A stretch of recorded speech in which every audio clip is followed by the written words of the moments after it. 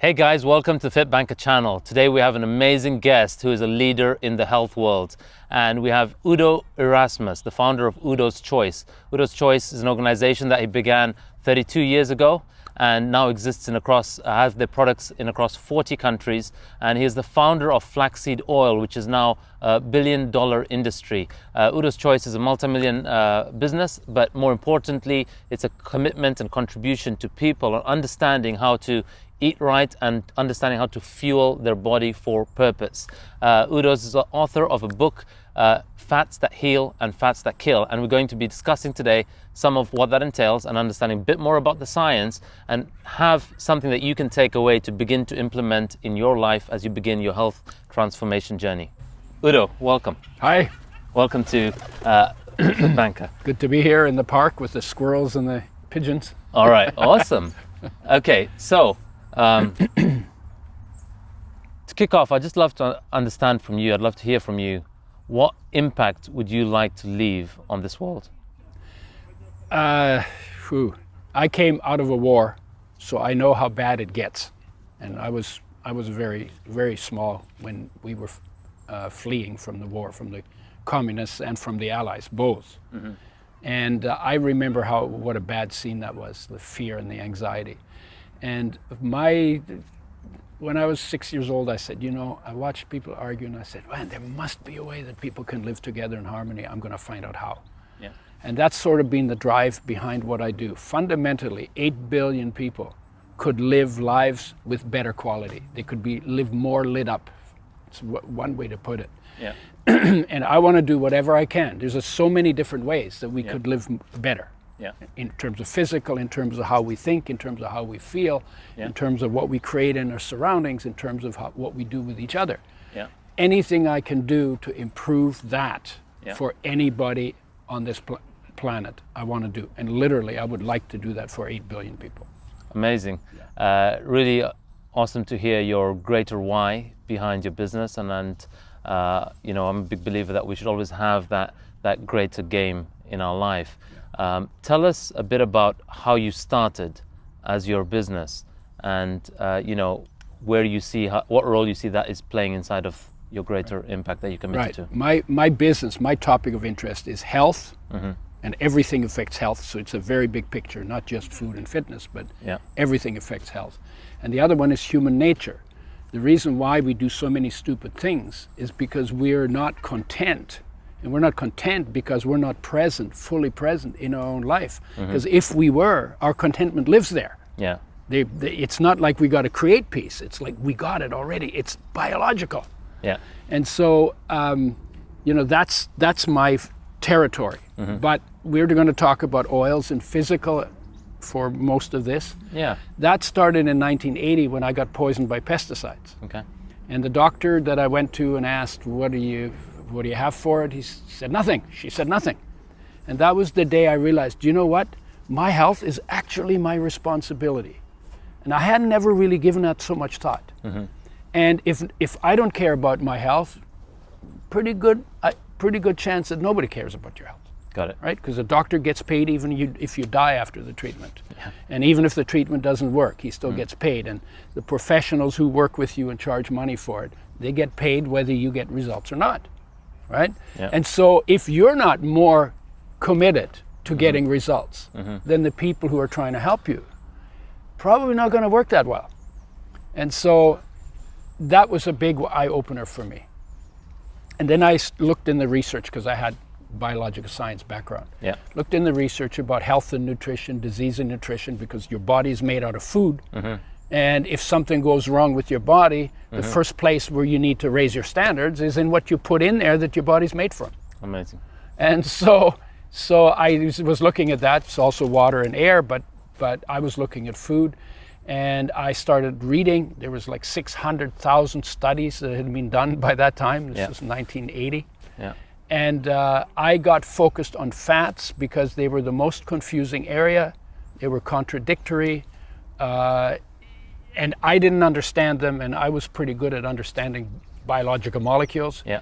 And then I realized how much damage is done by the processing, by the industry, for all of these oils that we get. Yeah. And then I found out how many molecules, like in a tablespoon, you have like 60 quintillion damaged molecules. Wow. Before you put it in the frying pan and wreck it more. Yeah. And is that of any cooking oil? Of when you say 60? Any of the cooking oils, in that territory. If you add or subtract a couple of zeros, but it's a huge number. Yeah. It's like a million or more than a million damaged molecules for every cell in your body. Yeah. In 1 tablespoon. And you take 2 to 4 in a day, and you do that for 30 years, and how much poison builds up that your life never made a program to break down. Got it. And gee, surprise, interferes, and you get negative problems from it. Yeah. We call them illness, right? Got it. But we don't associate that because it's only 1% damaged. Yeah. And everybody thinks, well, if it's 99% good and it's only 1% damaged, what's your problem? Yeah. Right? But that 1% damaged is what your body never got the means for really dealing with well. Got it. So then I fell in love with doing oils. Yeah. And I was just sick enough and desperate enough and crazy enough to say we should be making oils with health rather than shelf life in mind, and developed a method of doing that. I actually developed that method in between 1980 and 1983. Got it. And then out of that method we had engineers who make the parts because they don't come with the presses. Yeah. So we had to custom make those parts. And then flaxseed oil came out in 1986. That was my first oil. And you're the inventor of flaxseed oil? Yeah, I didn't invent flax and I didn't invent nature, but I was the first to make flaxseed oil with health in mind. Got it. There was some linseed oil in the market, but it was made the same way other oils are made, damaged. Yeah. And I said, no, we may need to make it with health in mind. Very sensitive oil. Yeah. If we can do this one with the machinery developed that protects it from light, oxygen, and heat, because they damage oils. Got it. That's why frying is so bad. You get all three at the same time. Yeah. And if we can make that oil, then any other oil we'd ever want to make would be a piece of cake. Okay. So we started with flaxseed oil. Got it. Because it has omega-3s in it, and they were only established as essential in 1981, the year after I got poisoned. So my timing was like perfect timing. Amazing. And then that's what started it. Okay, great. You touched on a few points. Actually, just one more thing. And the thing that really got me going, it was good for me. Yeah. But the thing that really got me going, omega-3s are essential. Yeah. 1981, we figured it out. Yeah. 99% of the population doesn't get enough. Mm-hmm. Every cell needs them. Mm-hmm. There must be widespread symptoms from not getting enough, because that's what happens when you don't get enough of an essential nutrient. Got it. And if we could bring it back, we could help so many people. Got it. That was the drive. Awesome. I mean, it was for me as a starting point, but it was, holy smokes, we could do so much good. Yeah. And that was exciting to me. Got it. It's like I found a mission. Amazing. Amazing. You've touched on a few points very much aligned with our science and methodology and what we teach. In particular, one of the things, two of the big pillars of our education is we distinguish that different people have different body types, and with those body types come different metabolisms. So my wife and I would go out for a meal. We both eat a pizza. She probably eats more than me. And after that, she feels energetic, she's buzzing, and she can party the night away. Whereas I feel sluggish, I feel lethargic. The next day she looks and feels the same, and I've put on half a kilo. And I realized that, hang on, the world is unfair. Mm-hmm. Little did I realize that we have different metabolisms, and that comes with our different body types. The science of body types we pick from Ayurveda, ancient Eastern science, as well as from Western bodybuilding. They're called ectomorph, mesomorph, endomorph, and so on. And the second pillar we look at is our body composition. That each of us are essentially, we're made up of fat, muscle, and bone. And inside our fat and muscle and the bone, there's water stored, so a certain water retention that we have in there. And in transforming that, we look at the only way we will alter that is, like you talked about, we are what we put in us, and then what we expend. So a certain level of activity and movement that we bring into our lifestyle. So I'd like to find out from you, where did we first go wrong around? I grew up in a world where fats were bad, don't touch them. So when I had any fats, I had it that was wrong. Whereas now we have on our meal plan recommendations, we do have some good fats in there. But I'd love to hear from you, where did we go wrong? Okay, the short history is in 1979, Senator McGovern in the United States Senate wrote a report on nutrition and health. And in that report, he said carbohydrates go on the bottom of the food pyramid, so that's what you should eat most. And fats are bad, and they put them on the top of the pyramid to eat the least. What they left out completely is the issue of processing, because they could have said processed oils are bad because of the damage that's done to them, the 60 quintillion molecules. They could have said bad oils are bad, but they never said good oils are good. And then there was this thing, all fats are bad, but omega-3s are good. Yeah, but wait a minute, omega-3s are fats. But then they wouldn't call omega-3s fats. They would just call them omega-3s because they had sent this message of fats are bad. And you have to say why I called the book Fats That Heal, Fats That Kill. There are fats that will kill you if you eat enough of them or long enough. And there are fats that are absolutely essential for your health. And if you don't understand there are two completely opposite stories about fats, you'll never get it straight. That's why we called it that. And then once you know that, all you got to figure out which are the bad ones, and you leave them wherever you would have had to buy them, and which ones are the good ones, and those ones you bring home and you make sure you get them. You make sure you don't damage them. So for people taking on our program, looking to transform their health, right? Tell me some of the specific bad fats that are in today's diets, in today's schools, in today's restaurants, from the meats, the dairy, plant-based. What are the bad ones that we need to be mindful of or completely avoid? And what are the good ones that we need to have more of? Number one, worst, anything you fry.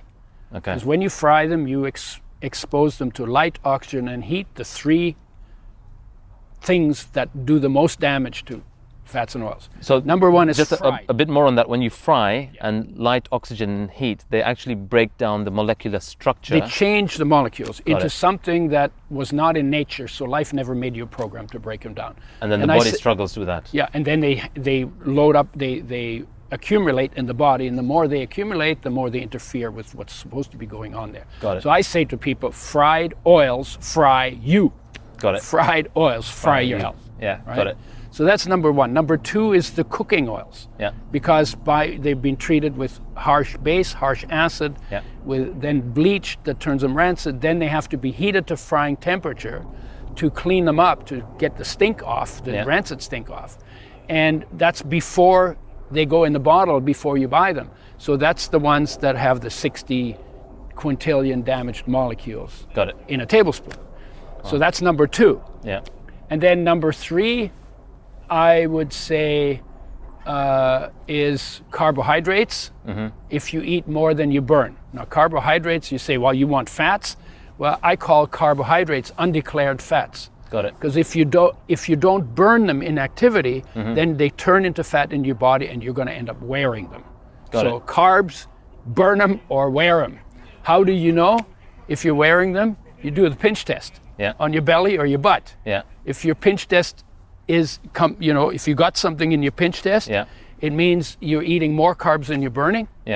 And so that means you got to lower your carbs until your pinch test comes up empty. Right? So that's number three is the carbohydrates, and especially sugar and white flour and all the refined stuff. Because sometimes the whole grains and the chickpeas and the lentils and all of that, if you manage them properly and eat them well, they can be relatively good food. And for some people, they do better on it, and some people do better on fats as their major fuel. So I think one of the big confusions we tend to find, and I found when I was doing my own research and my own transformation journey, was I had that anything that had the label fats was fats, and I didn't have that carbs were fats. But what we're saying is it's carbs that make you fat. Fats don't make you fat. Undeclared fats. Amazing. Carbs are undeclared fats. Right? Got it. Awesome. Okay, tell me a bit more about carbs and carb intake, because I find that when we start coaching people and they say, oh yeah, I'm eating healthy before they do a program, and they say, I don't eat carbs, or I don't eat sugar, but then they tell me what they eat. We do a food diary analysis, and then in the morning they have cereal and they have a bit of toast, and then they have fruit drink mid-morning, and then they have some fruit by their side. And I said, hang on, you just said you don't eat carbs. So there's a missing in what people understand are the sources of sugar and carbs. So, what are some of the pitfalls that people are having where they're getting a lot of this sugar and carb intake, And what are maybe some of the changes they begin to make by removing them? What are they? What should we look out for? I think the biggest issue is that the word carbs and the foods they eat, they're not connected in their understanding. So you're literally talking about anything that's sweet. You're talking anything that has white flour in it. Grains. Corn. Potatoes. Those are the main carb foods. And then anything made with components of that. Sometimes you'll find those on the label: starches and dextrans and dextrins and so the idea is you have to understand which foods are the carb foods. And then you gotta limit the intake. You gotta limit the intake, because if you burn them, they're good fuel. It's not a problem. If you burn them. If you burn them. If you don't burn them, it's not a problem. Great. Right? So, now, we were going to also talk about what are the good fats. In the whole universe of fats, there are only two things you need. One is called omega-3, one is called omega-6. They're called essential fatty acids. It means they come from fats and they're essential for your health. And when your body cannot make them, you have to have them to live and be healthy. They have to come from outside. Food or supplement. If you don't get enough, your health goes down. You get deficiency symptoms. They get worse with times. If you don't get enough long enough, you die. This is like really important stuff. This is the foundation of everything in nutrition, are the essential nutrients. And we should get this daily? And on a regular basis. Got it. And if you are going down because you're not getting enough of an essential nutrient, but you bring enough back into your diet, then all of the problems you get from not getting enough are reversed.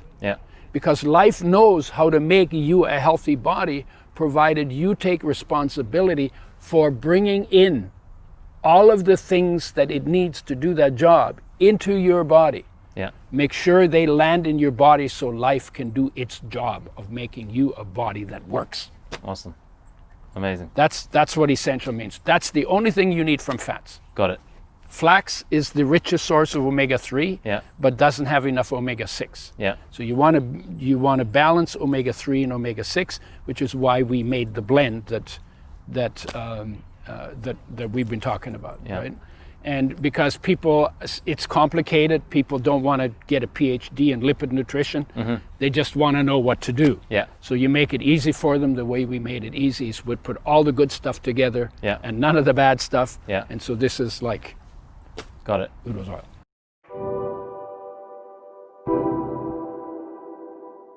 So as we look at the good fats, a bit more on the carb side, when we have that certain carb intake, can you talk a bit more about the biology of what that's doing to us and how that actually translates to fat? So we consume something, creates a blood sugar spike, and how does that eventually lead to? Sure.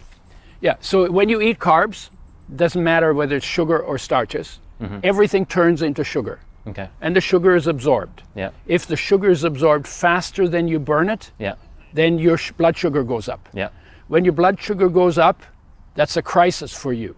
And because that could kill you. High blood sugar would kill you. But you have insulin, and so insulin gets triggered by high blood sugar, and insulin drives the sugar into the cells. And because you don't need it in the cells because it's happening too fast, it's all turned into fat, hoping that someday there'll be a famine and you can live off your fat.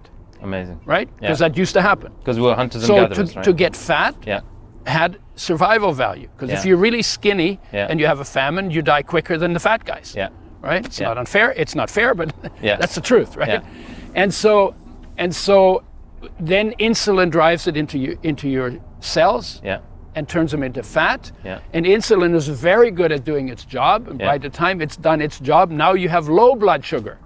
Now you don't have enough fuel, and your body screams, "Eat or die!" Right? And then you know by practice the quickest way to do that is eat some more carbs.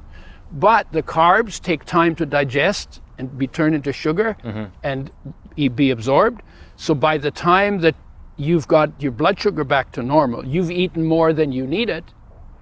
And so you go high blood sugar again, insulin again, fat production again, low blood sugar again, cravings that make you eat. And that's called the carb addiction cycle. And the carb addiction cycle has been measured in research to be 8 times stronger than addiction to cocaine. And cocaine is very addicting. Got it. And your withdrawal symptoms is the hunger, the cravings that you get. The gotta eat craving, or the shakes sometimes people get, or the owly moods that sometimes people get when their blood sugar gets too low. You need a stable source of energy. You don't need sugar, but you need a stable source of energy.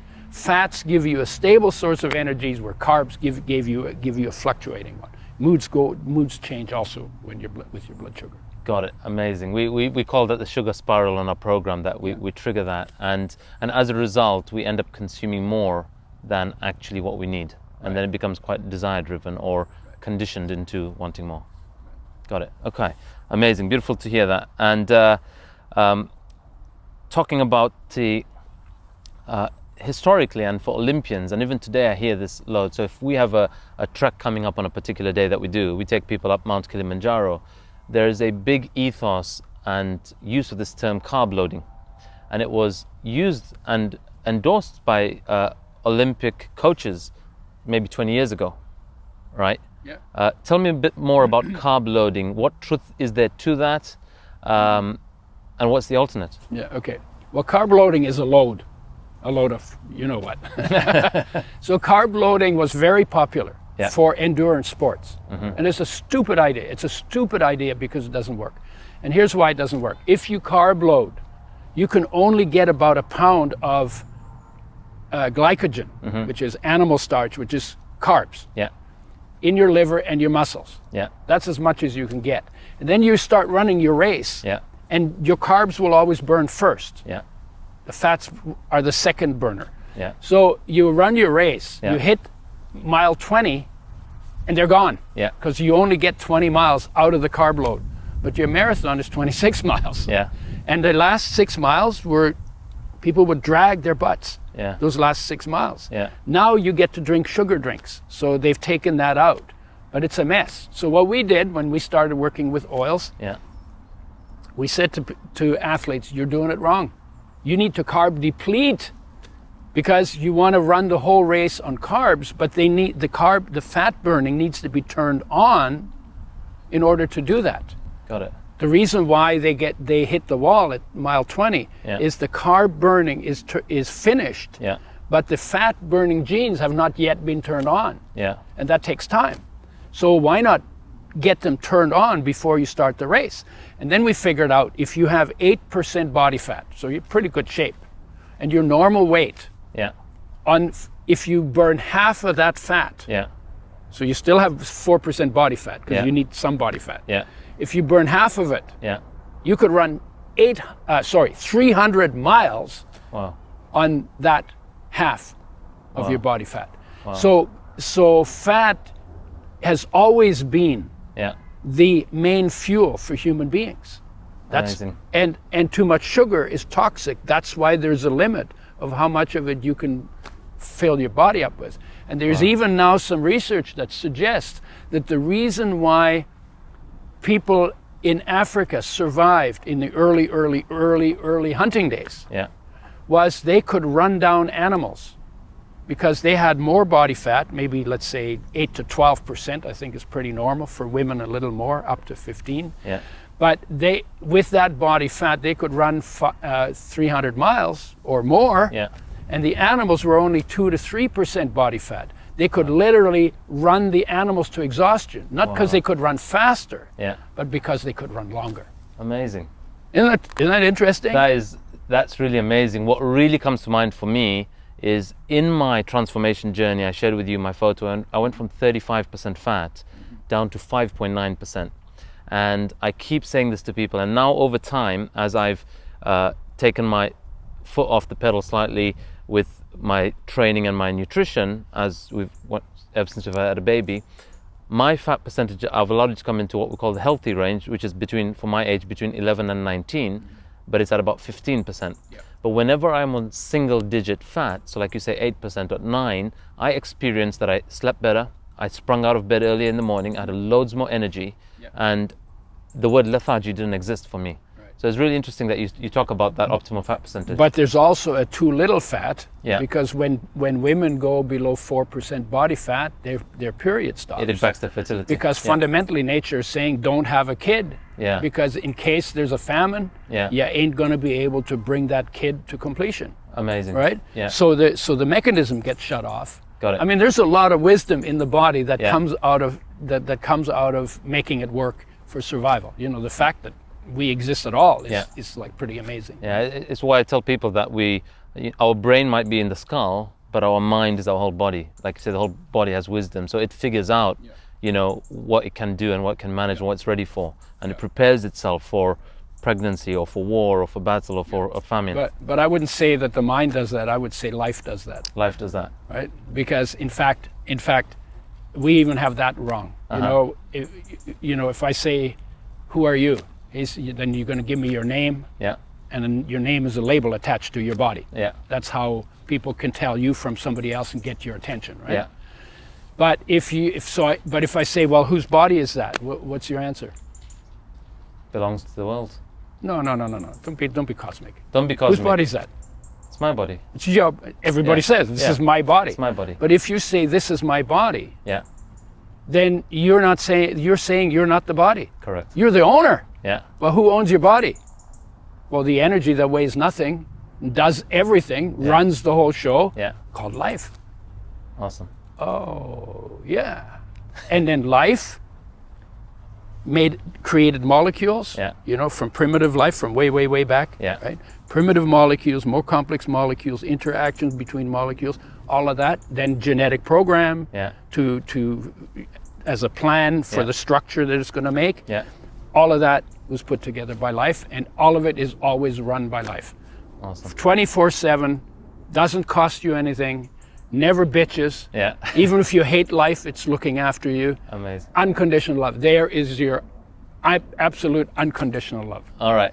Talking of life and talking about what you said when we get to low fat percentage, about the impact that is to fertility, we have a lot of mums wanting to be, that come into our program, and they've been struggling with conceiving, or they've maybe had a baby and then for a number of years they've struggled. And after they've taken on their health, suddenly there's a baby boom happening in the household. Can you talk about the role of essential fats or cutting of carbs and overall health that contributes to, I guess, a more fertile environment? Yeah, again, the issue is that life is kind enough that if you're not ready for a baby, then the baby often doesn't come. That's not always true. Yeah. But in the 60s, when people were very stressed and they didn't stay in places and they had unprotected sex, and unbelievable number of women did not conceive anything in that time. Yeah. Because if there isn't a place to raise a baby, there isn't a point to have a baby. Yeah. Right? When those women settle down, pregnant. Yeah. Just like that. Yeah. Very interesting. Amazing. It was a very interesting observation. But everything in terms of your stress levels is a big one. Yeah. After, you know, because when you're stressed, you're either supposed to fight and run. Yeah.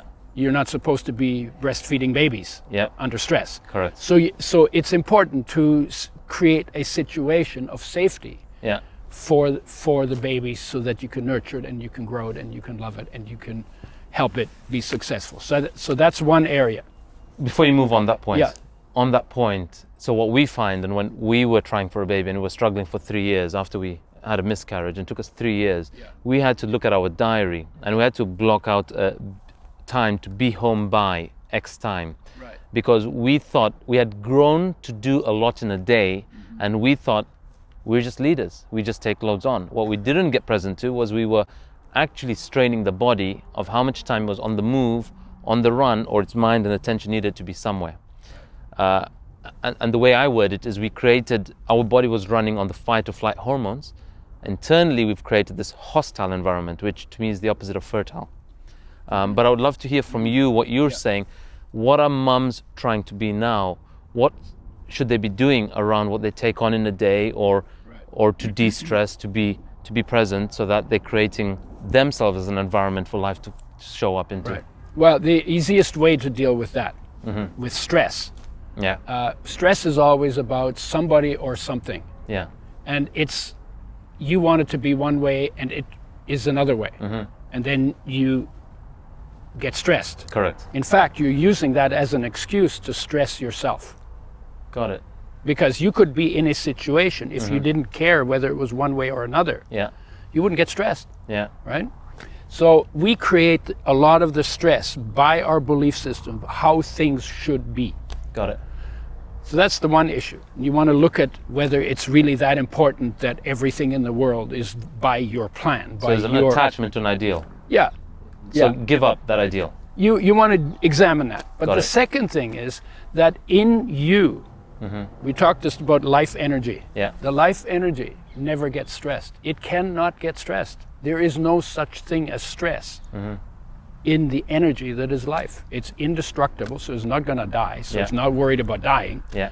Well, if you're not worried about dying, then that's the end of the stress, right? Awesome. And in behind that is an awareness. Yeah. That is the foundation of everything. Yeah. Everything comes out of that and grows and then goes back into it. Yeah. The whole cycle, right? Yeah.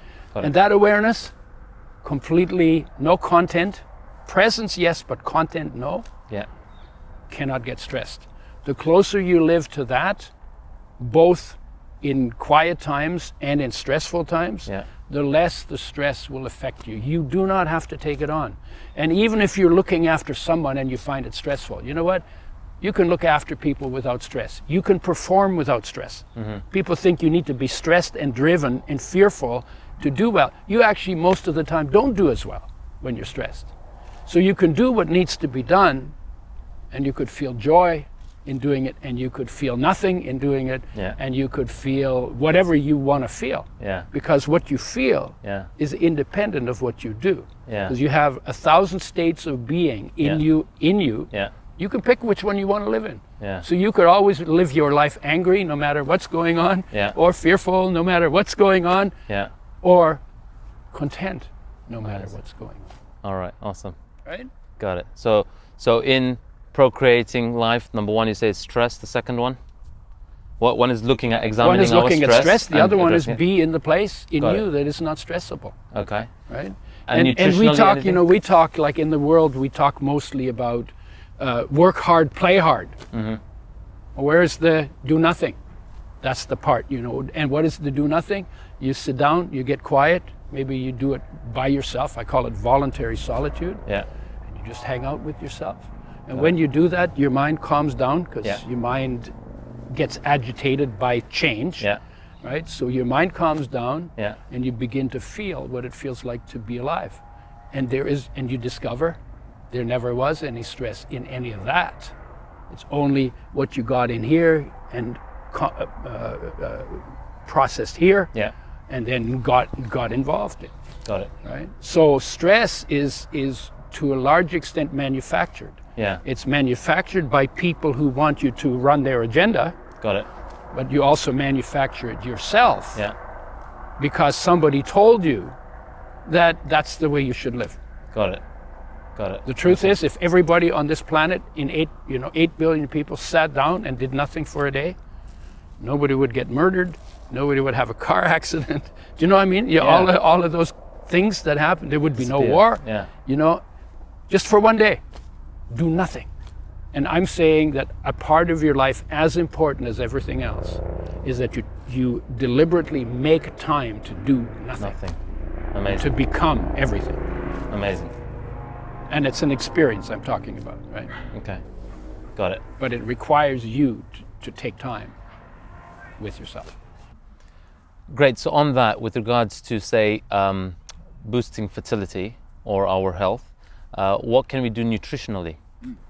There's research that shows taking vitamin C helps fertility.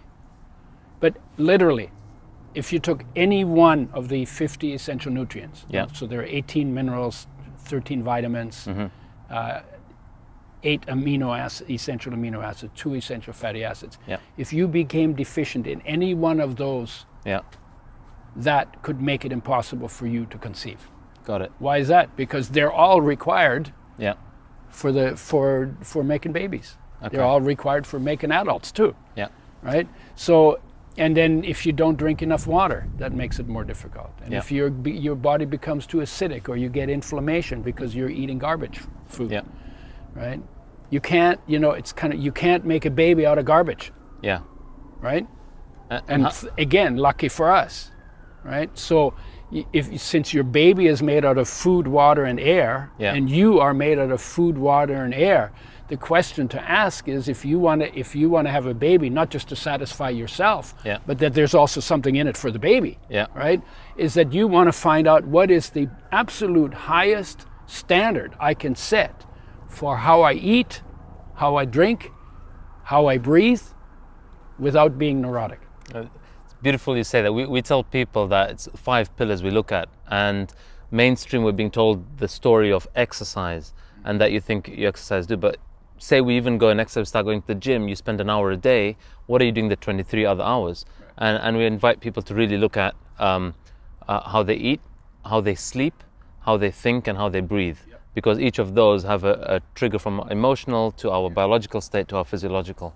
So really beautiful to hear it that way. Yeah, no, it's true. And we talk about activity being really important. The body was made for activity. Yeah. Yeah, but you know what?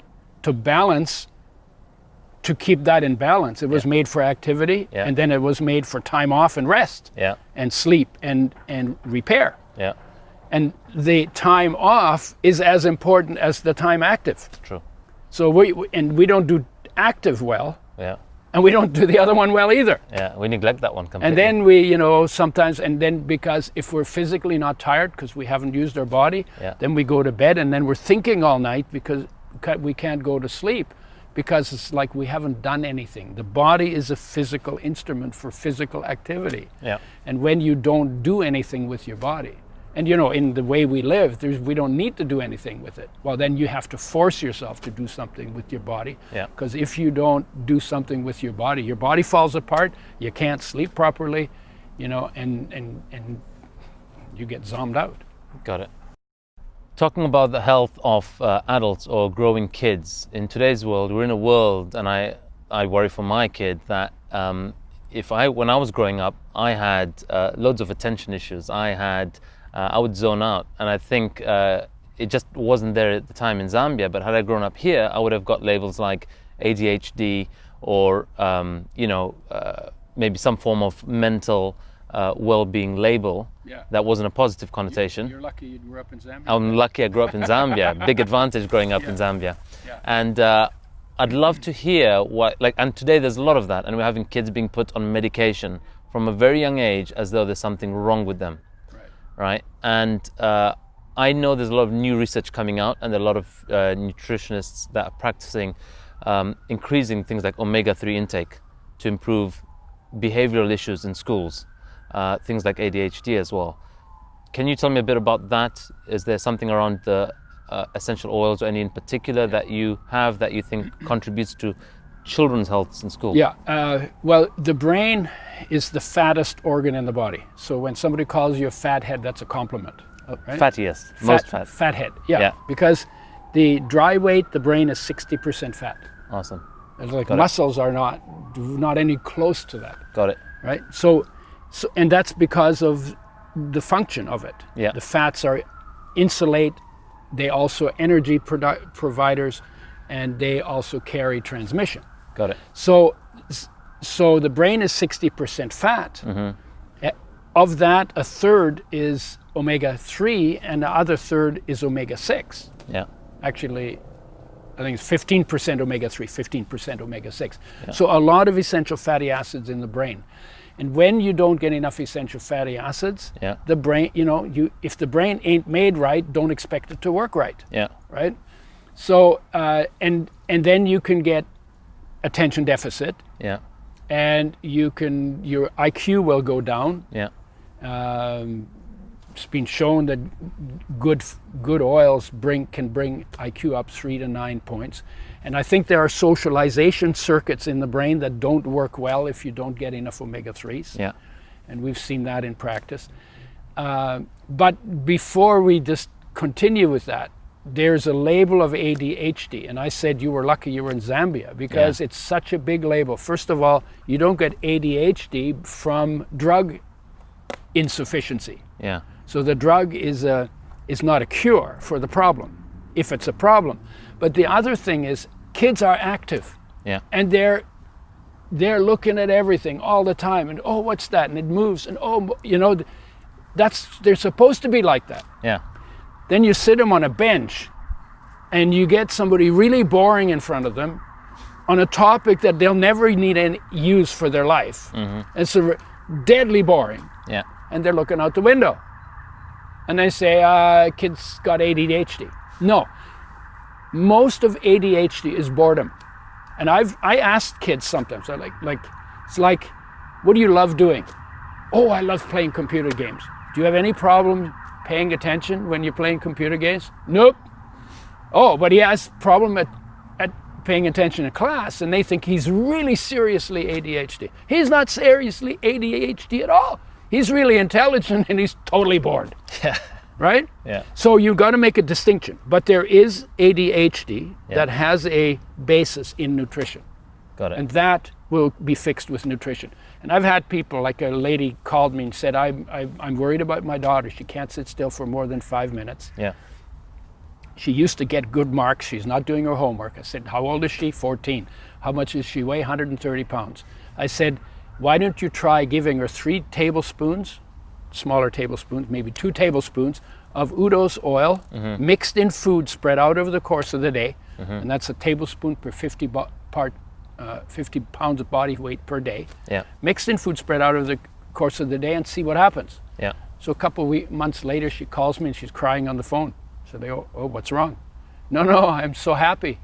She can concentrate for 45 minutes. She's getting her schoolwork done and she's getting A's again. Wow.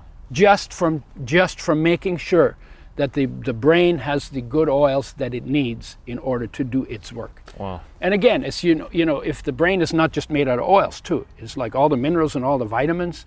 So if you're deficient in anything, that's going to affect your brain. Yeah. Just like it affects the rest of your body. And again, goes back to saying, instead of saying, what can I get away with? And is it okay if I eat a little bit of fried food once in a while? Or, you know, how people do that. I say, no. Why don't you say, what does a diet look like? What do I need to eat like? Yeah. To have the absolute best standard for body production, so that life, which wants to make me a really good body and has a program called the genetic program that it made to make a body that works, can do its job.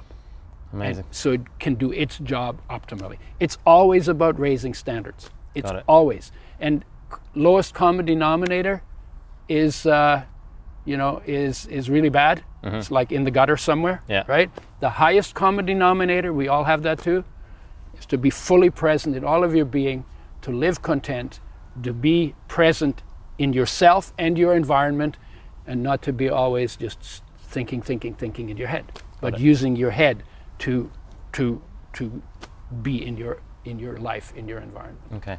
And very quickly, can you talk about the other end of the spectrum, which is our parents, our grandparents? Nowadays, we're having increasing dementia and Alzheimer's. Yeah. And 2017, 2016, 2018 research right now is finding a strong correlation with high levels of glucose intake and those diseases. Yeah. Can you talk a bit about that, what you know about that? Sure. Again, we just talked about standards. That applies to kids in school, but it applies to old people too. Yeah. If you look at all the junk, we used to live on farms, we had fresh vegetables. I grew up that way. We didn't have any electricity, so it was very primitive, and but we had fresh food. Yeah.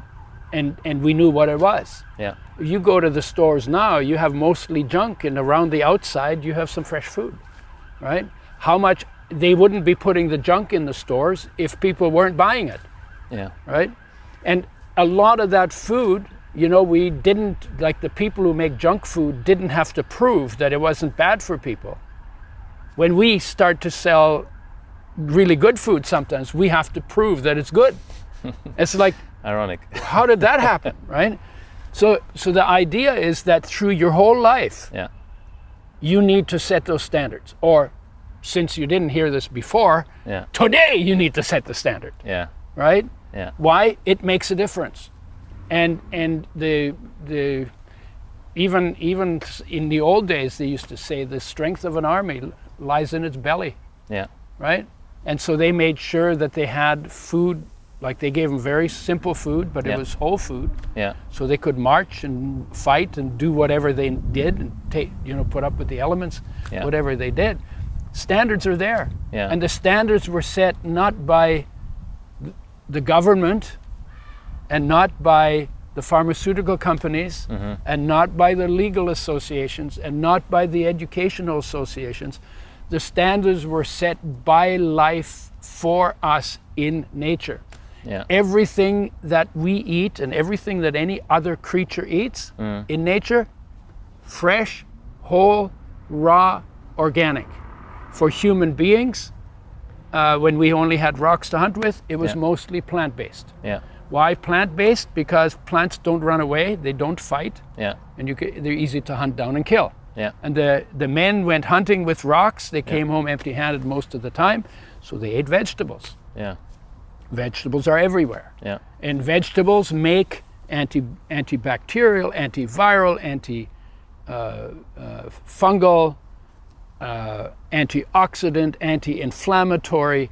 I mean, the list goes on and on. They have all the tastes are in plants. Yeah.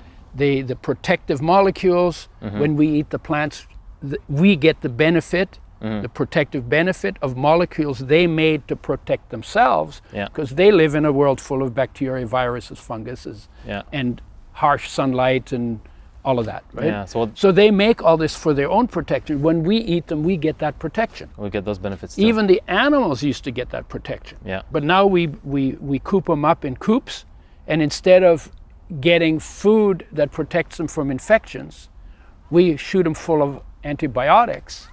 But when we eat that meat, we're not getting the same nutrients that we used to get in meat that was full of these things that came from nature. So we've changed so many things. And then we took grains and turned them into white flour. We took cane and turned it into white sugar. We took corn and turned it into high fructose corn syrup. And everything we've done. The biggest issue, if you want to look at all of the degenerative diseases, processing. And processing done for convenience or shelf life. I tell people, when you hear the word convenient, you should run like hell. Yeah. Because convenient will break you down, convenience will break you down, and challenge will build you. Setting higher standards is a challenge.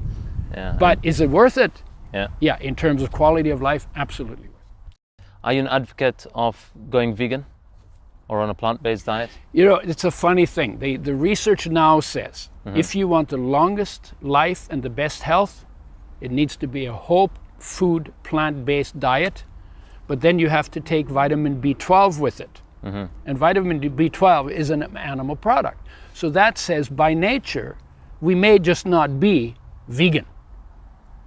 So we had some animal, but they maybe ate animal food once a month. Yeah. Not like every day and a couple of potatoes flipped on the side, right? Yeah. But once a month, maybe 3 or 4 times a year would probably be enough. So festivals on holidays, special days. Got it. Right? So if you brought it down to once a week, yeah, you would still be eating a lot more meat than mostly people did. Got it. And we've changed the meat. Okay. Right? Yeah. And if you knew how much craziness is in the food industry, all for the basis of we're not growing our garden, so it has to be put in a place, and then we all go to that place, and there are stability issues, and there are shelf life issues, and then chain of supply issues, and they all take time. So what we're eating and calling fresh ain't fresh. Yeah. Right? The vegetables, when you get oranges in UK, they're not fresh. Yeah. Because they came from Florida, or Spain or wherever or Spain, right? They come from Spain, Yeah, Spain is a little closer. Yeah. But there are so many lags, and of course the plants lose their vitality, and some of the molecules break down. Yeah. And so the food becomes poorer and poorer in its nature. Yeah. Got it. With time. Yeah. Awesome. Brilliant. So you got to take that into account. Okay. And so what does it take to set the higher standards? And maybe we'll eventually after all this big civilization is over, maybe we'll all be living in little huts with a garden around the house and be doing it the way we go back to work, to what works. The way we did 100,000 years ago. Awesome. Right? Yeah. I mean, this is an experiment. We're in an experiment, a self-designed experiment. Not everything about that experiment is good. Well, it's not really not working. In UK, the statistics are 1 in 5 kids that start school is obese. And by the time they graduate, 1 in 3 is obese. By the time they've graduated. You know, and that came out of that McGovern report, right? We started eating carbohydrates and dissing oils. Yeah. And in 20 years, overweight in the US went from 25 to 60% of the population. Yeah. And nobody said anything. Yeah. And then slowly Atkins was talking about fats, and then I came along, and Atkins liked me because he didn't have a lot of supporters. Yeah. And so I was on his radio show 4 times. All right. Awesome. And you know, and so slowly it's shifting back. Yeah. But we're still not clear, because the ketogenic diet, sometimes it's a little extreme, and they don't pay attention necessarily to whether they're getting the essential fatty acids, because that's the only thing you need. Yeah. And then it's because they want to have fats that have a shelf life, and the omega-3s and 6s are very delicate. We refrigerate them or freeze them, and so you have again convenience issues. So the keto diet doesn't take everything into account, and the keto diet needs to raise its standards too. Yeah. Right? Yeah, and I think people interested in the keto are ready to go that extreme, go that way. Yeah. What we tend to find is when we work with busy professionals or busy moms, it's not always convenient. Yeah. And so we love to have them bring in things that they can really implement in their day-to-day life with ingredients and with resources available to them.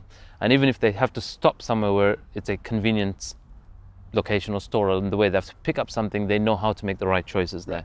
And we continue wanting to give them more of those options. And we're a stand for empowering the food manufacturers to start creating more that becomes available on our shelves that are driven by health backing rather than by a last long on the shelf, but it also gets stuck in the shelf for longer. That would be a serious raise in standard, that the food producers were actually taking their direction from the needs for health. Yeah, got it. Health. Wow, that'd be amazing, right? Because it would transform all of that. It wouldn't be junk foods. Yeah. You know, that it would require different things. Yeah. I've got one question which always comes up for us from time to time. We have a number of people from the South Asian community that do our program, and there's this lovely fat ghee that is often consumed and recommended, and a lot of new mums that have just had it. Now, I'd love to hear your view on ghee. Is ghee beneficial to us? Is it harmful to us? Okay. I recently found out that in India they have 1/8 the cancer than that North America has. Okay. 1/8. Now you'd think India, you know, it's like in ways dirty and, you know, not rich. Yeah. You know, not like fancy places like we have. Yeah. You know, and they have 1/8 the cancer. Why? Why? Probably all the spices, the curry and the masala, and so amazing things in spices. Yeah. But they have the same amount of heart disease as America. Yeah. So like, how does that work? Yeah. Probably from ghee. Ghee. Yeah. Because heart disease and cholesterol and oxidized cholesterol. Yeah. Because when you heat the butter or you keep it for a while, the cholesterol oxidizes, and oxidized cholesterol causes cardiovascular problems. Amazing. Beautiful to hear and that. So, you know, and in fact, it would be probably better to eat fresh butter, but in very small amounts, than to process the ghee, because in the butter there's a little bit of protein and a little bit of minerals. And ghee, of course, the reason why they made ghee, you have to understand the context, was in a hot climate without refrigeration. If you melt the butter and the protein is heavier than oil and it sinks to the bottom, then you get the scum on the top. You shave that off, you take that out, you end up with just fat. And that's a fat that keeps well. But the cholesterol in it oxidizes, and that's a problem from a health perspective. Amazing. That is something which I from time to time we have to explain. And just as you say, we're looking at the the statistics and the chart, where we've moved from a world which was quite labor intensive and spent a certain amount of energy, to right now you have regions like India and China which are high with the digital boom, and a lot of the roles and jobs have become quite stationary, not labor intensive. Right. And unsurprisingly, A, heart disease, and B, diabetes are number 1 and 2 are China and India. Right, makes sense. And they've also, again, gone from the farm where they got everything fresh. Because if you drink the milk fresh, the cholesterol is not oxidized. Yep. Right? To places where it takes time to get their stuff, and by the time you get it, it's 2 weeks old. And oxygen travels through butter or through fat 8 times faster than it travels through water. All right. So and it just goes in, so it travels through the fats and the oils, and then oxidizes them. Yeah. Right. Got it. And then the alternative is oils. Yeah. But the oils are already damaged. Yeah. A lot of people in the Indian community, particularly, they make the assumption that it's all good and comes from God. Yeah. And then when they fry the foods, their cancer rate goes up. Absolutely. And that's a new illness for India. Yep. It's the rate at which it's rising, and we've had direct family members gone as a result of cancer. Yep. And this wasn't even a conversation or an illness that existed for just 1 generation ago, right? Just like heart disease was not a conversation in North America and Europe in the 1920s. Yeah. That's when it began, and that's where the craziness with the food supply began. Got it. Amazing. You've grown this business, which is now 32 years old.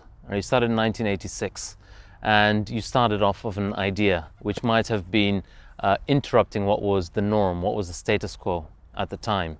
I somehow feel that that's where I am in what we're trying to do, and it's been a leap to go from the world of finance into the area of health, and now to cause and create something to focus on the education side of what we offer. So, as advice to me and as advice to a lot of entrepreneurs that are also starting the business, and we have them relate to their bodies as the vehicle that will have them deliver their mission. We want them to also be successful in their journeys in their business. So, question on business is, tell us a bit about from when you started to where you are now, right? Some advice or tips around your growth, how you overcame some of the hardest moments, and what were some of the key things that had you build this global brand? I have no business background. Zero. I was very poor when I was a kid, and when I went to university, I met a few rich people. None of your family were business before No. you? In fact, my father hated business. Got it. And he worked had a blue collar job on the railroad, taking exchanging rails and ties. Got it. So that's what he was doing. And he was a farmer in Latvia and in Poland during the before and during the Second World War. So that was he was basically a farm guy. Got it. And so I met rich people when I was at university, and they were no happier than me. And I thought that was pretty interesting, because I did think at one point that money would make me happy. And I was cured of that just by meeting these people. Yeah. So for me, it's never been about money. Yeah. I think the fact that you come from the world of finance is a strike against you, because there is a narrative in the world of money that puts money ahead of life, when money ought to be serving life. And that happens a lot in the world, where money, how do you know? When push comes to shove, if you're working for the bank, then you'll sacrifice life for money. And if you're working for life, then if push comes to shove, you'll sacrifice money for life. That's how you know when push comes to shove. So I have no business background. And the idea of entrepreneur, if you don't fall into a passion, is going to be always, how can I make a lot of money? Oh, I'm really excited about making a lot. No, that's manufactured. That's manufactured enthusiasm, unless maybe for a few people who really have that. So the way I come at it is, I say, you live on a planet. You're here for something. You have arms and legs. You have whatever you have, whatever abilities you have. is there, and it may be where you had the most trauma in your life, where you would want to make a difference, where you might maybe want to do something so that nobody else ever on this planet should have the trauma that you had. And sometimes it's hard because you need to sort that out, right, before it becomes useful to you. Yeah. But you have to find something that gets you excited. Yeah. And once you get the excitement, everything else follows. Then you can hire people to do your books. Yeah. You can all the talents you don't have. And it you probably the strongest enthusiasm that a human being can have is going to be for something that makes quality of life better in one way or another. There's 1,000 ways you can make quality of life better. Some of it's through fitness, some of it's through food, some of it's through mental, some of it is through social, some of it is through political. There's any place you can apply that, but the enthusiasm has to come from you. So if you're looking for a job or a business to bring you satisfaction, that's already wrong, because the only satisfaction in your business is going to be the satisfaction you bring to it, right? Amazing. Yeah. And that again comes from getting present in your own life. Yeah. Right. And then it could be anything, but I don't know anything that drives it like enthusiasm. People say, what gets done is what gets paid for. It's bullshit. It's bullshit. Yeah. What gets done is what somebody develops a passion for and gets driven to do, or called to do, or drawn to do. It's like inspiration is a drawing, amazing, not a pushing, right? Yeah. So I would say to anybody who's watching this, what is your passion? And you find that within yourself. And when you find that passion, then you just start doing what you can. Because I didn't know how to do all of that stuff. It just came out, oh my God, we could help so many people if we could make oils with health in mind. Yeah. And then it was there. Yeah. It was there. And then if you do that and you're doing it and you're following it because you have the juice for it, the money comes at the end of it. Got it. I never paid any attention to the money. Obvious, look, when you provide service for people, why do people pull money out of their pocket and give it to you? Yeah. Because you're making them feel better in some way. Yeah. You're giving them something that they want. Yeah. And what people want most of anything is to feel better. Yeah. Right? The innermost drive in every human being is to go from a felt minus to a felt plus. Yeah. A driving for perfection and a driving for godlikeness. That's how Alfred Adler, the psychologist, said it. Got it. Right? Amazing. And we all want it better, right? Yeah. And when you have it good, you still want it better. Yeah. Right? And when you have it bad, you want it better. Yeah. So wanting it better is the universal drive. Got it. Tap into that drive in you. Beautiful. But tap into what is your gift that you can bring to the world. What do you have a passion to bring to the world? Got it. Often the gift is hidden behind the trauma. That's why trauma is a trigger. That's for me it was the war, so I'm big on that people could live together in harmony. Yeah. I got poisoned by pesticides, so that was the trigger for saying, making oils with health in mind, or making sure that you eat right and live right and live in line with nature. Yeah. And it's always something about, these days, it's always something about getting back in line with nature. Yeah. With nature or human nature. Got it. Tell me a bit more, tell us something about one of the setbacks you may have faced in your business journey. Oh yeah. That almost would have had you say quit, or you thought you couldn't see light at the end of the tunnel. And what was it that had you overcome that? Well, in business, I discovered whether you have, and I think it's whether you have financial background or not, you always get screwed sometimes by somebody, right? Yeah. And the first time I got screwed was the first company that I started with a bunch of people. My thought was, I'll make it work for them and they'll make it work for me. Well, I don't have control about them making it work for me. And what they actually did is they screwed me, and then they pushed me out, and then they screwed me, and then they sued me. And at that point, I was How early along in your journey did this happen? Oh, this was 1989. So we had been making flax oil for 3 years. Wow. Right? And then I had a serious setback. I was depressed. I was near suicidal. And so my question is, okay, look, if I have to spend all my time protecting myself in order to do business, I don't want to be in business. And so the answer that came back out of my prayerful, you know how when you get desperate, you become religious. Quite prayerful. Yeah. Not religious, but prayerful. That's what I do. And the answer came back is, do it out of your enthusiasm. There's nothing wrong with that. Be careful who you pick to work with. And if they have enthusiasm for the same thing, and you can build a structure that's fair to everybody, do that early on. Got it. Right? Do that early on, and then do it in a way where it's documented. Got it. So this is, I don't want to get too complicated about, get 14 big lawyers and, do all of that. But you want to have some structure. You want to put it in writing so that people remember on bad days, they remember what they agreed to. Yeah.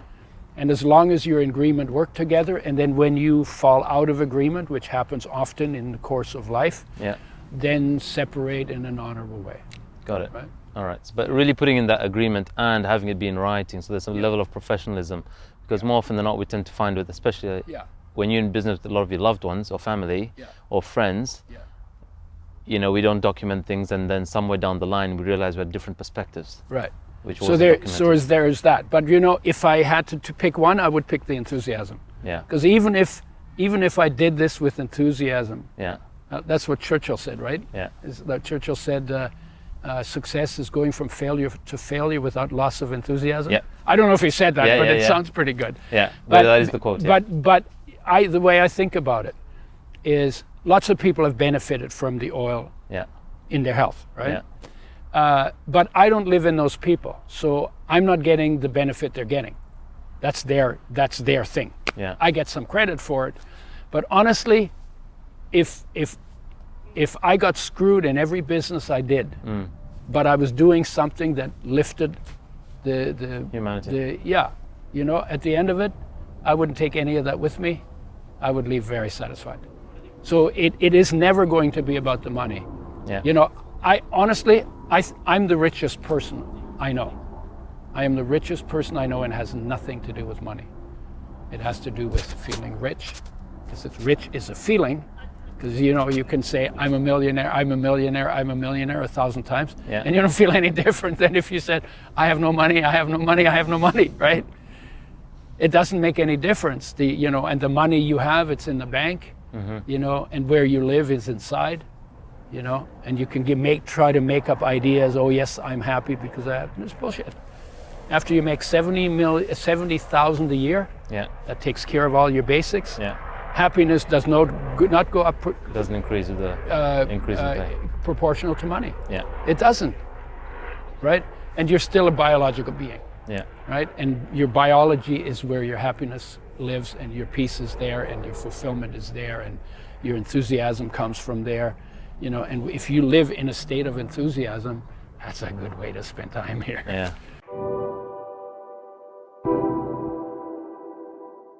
What's happening now after the oils is, you guys are bringing more products and offering in the health space. There's greens that have come about, probiotics. Can you talk a bit more about those? When I got the oil done and it was rolling, I said, okay, where's the next place that is most neglected? And I would say it was digestion. Okay. And so I started working with digestion. I started working with digestive enzymes. And the reason for it is you cook food, you destroy the enzymes that are in raw foods. They do 60% of the digestion for you if you chew it up properly. Yeah. And if you destroy those enzymes, you should replace them, because nature said 60% of the digestion was supposed to be done by the food. That's how this system was built. Yeah. So then you replace those enzymes. That gets you closer to how it was in nature. Same thing with probiotics. Probiotics are friendly bacteria. Yeah.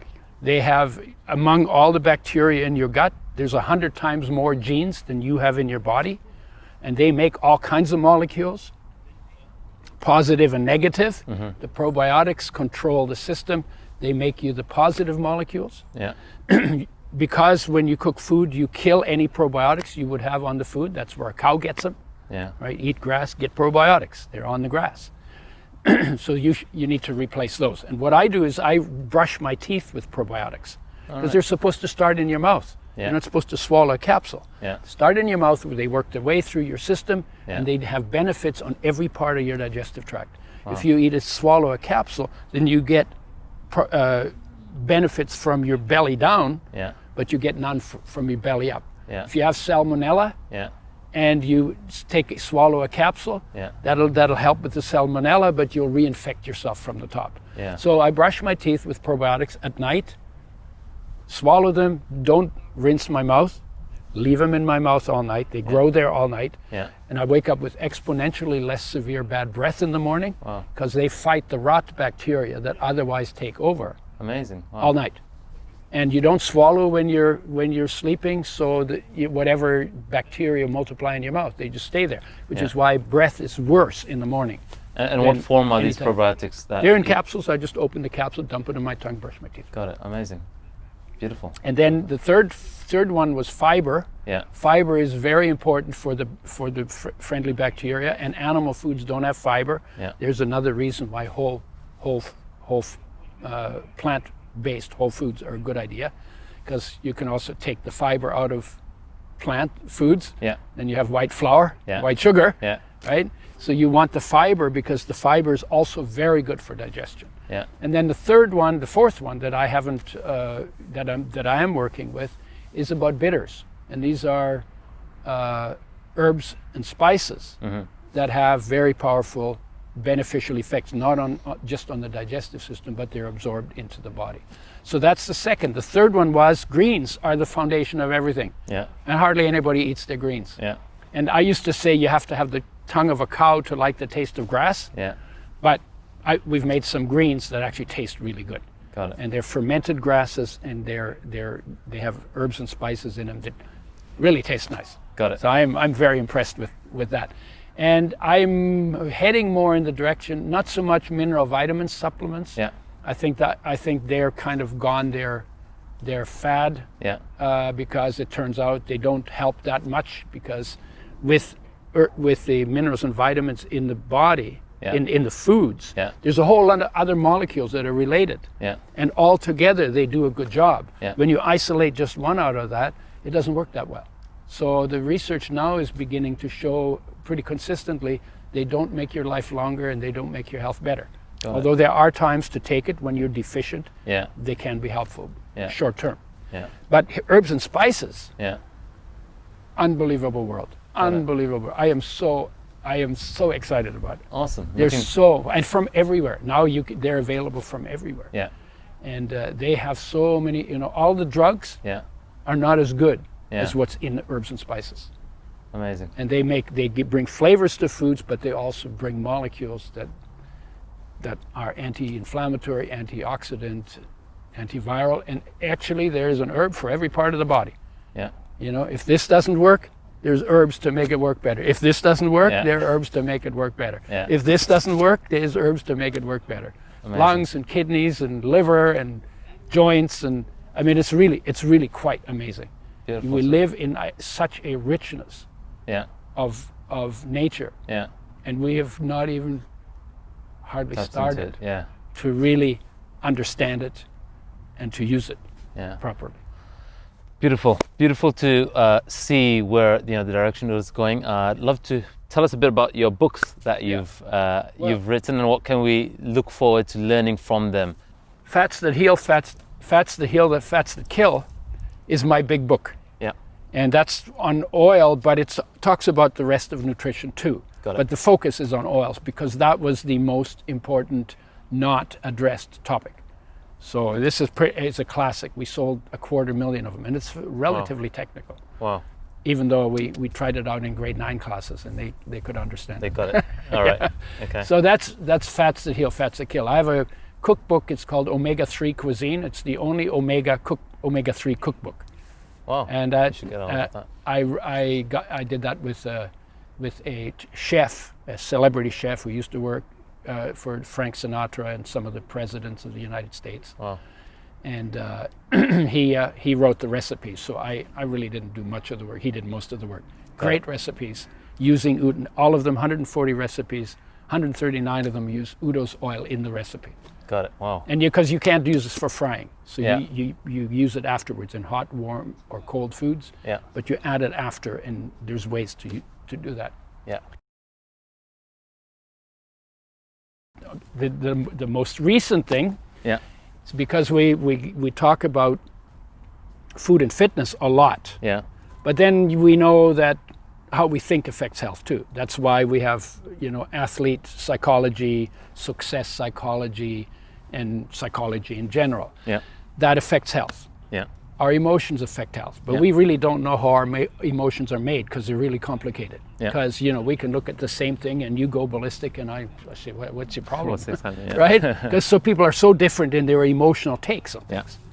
And then there is with the people you hang out with Yeah. affect your health. Yeah. And how your environment Yeah. affects health. Yeah. And then if you go inward, Yeah. whether you're in touch with that life energy that we talked about. In fact, you can see it, you can hear it, you can feel it, and you can taste it. But you have to bring your awareness inside to that energy. And when you do that, you're in your power. People talk about being in their power. Yeah. That's where your power, that is your power. What does it take? Yeah. And that's beyond, I call that perfect health, because the energy that keeps you alive can never get sick. Yeah. Right? And when you're sick, this is how I deal with illness. When you're sick, the electrons in your body are not sick. The atoms in your body are not sick. The molecules in your body are not sick. And disease starts at the level of interaction between molecules. Right? Yeah. And even if you're really, really sick and ready to check out sick, Yeah. a very small part of you is sick and most of you is still healthy. Yeah. Right? And if we give that the energy, Yeah. that's where our healing comes from. You can literally and you can change your mindset. Like I have a war mindset. I'm a war baby. Yeah. And for years I went around, every time there was just a little tension, I would shake. Yeah. Or I'd go like that. And it was a total anxiety thing, Yeah. right? And I'd just be thinking about something and it would happen if I wasn't conscious, right? Yeah. Well, you can go into your life and rewrite your life. Yeah. And I've done it. I've got about 9,000 pages of writing from this perspective that you get when you're not a war baby, but a life baby, right? Because life is the master, right? Life is, we talk about masters, but life is the master in every human being, Yeah. right? Runs the show, weighs nothing, Yeah. does it for nothing, Yeah. 24/7, Yeah. right? Yeah. Yeah. I mean, it's amazing, Totally. right? So spending time with that is really good for health. You actually feel perfect health, even if your body's checking out. You feel perfect health because that's not affected. Got it. And then the awareness behind it, that is the foundation of that. It's kind of before the Big Bang. Yeah. Before there was matter, energy, time and space, what was there? Yeah. Awareness, Awareness. right? And you get in touch with that, and then becoming aware of your awareness. That's like the total, and then how deep can you go? Yeah. I've never seen the bottom of it. I started when I was 30. I'm 76 now. So we're talking 46 years. Taking time to get present with present, right? Okay. And it's important, if you want to, so the idea is, if you want to live a whole life, you need to give each one of these 8 areas, Yeah. which each have a different nature and a different function and need a different kind of attention, and go off in a different way and respond to a different intervention. You need to give all 8 of them their due. And then you have like a life of mastery. Beautiful. That's the mastery of human living. Okay. And in my view, all the masters that Yeah. the religions came after, Yeah. they were teachers of human nature that way. Beautiful. And then the religion often turned it on its head and had different agendas. So I love the work of the masters, whether it's Krishna and Ram or Lao Tzu in China or Christ in the Middle East. Yeah. Or Socrates was in that line somewhere. Yeah. Or let's see, who were we missing? Guru Nanak. Yeah. They all had presence. Yeah. They were fully present in all of their being Yeah. and in the world. Yeah. And 8 billion people could live like that because they didn't bring something nobody else had. They were talking about what we all have. Beautiful. And the only difference between them and us was they took the time to be present in it, and we tend to neglect, ignore. Beautiful, beautiful. That's a beautiful note to end on, guys. Udo, thank you so much for your time and your Thanks for letting me rant. Your amazing, amazing, beautiful contribution to us and to our audience. So, guys, thank you so much. I hope you've enjoyed. If you've loved what you've seen here today, please like this, please love this, and please share this. Udo, anything we can do for you? Is there anything else that you want to say that you may not have said to our viewers? No, I think I pretty much, I just, you know what, enjoy your life. Awesome. You get one life. It's an unbelievably good gift. Beautiful. Make the most of it. Beautiful. All right, guys, gonna love you and leave you. Bye for now.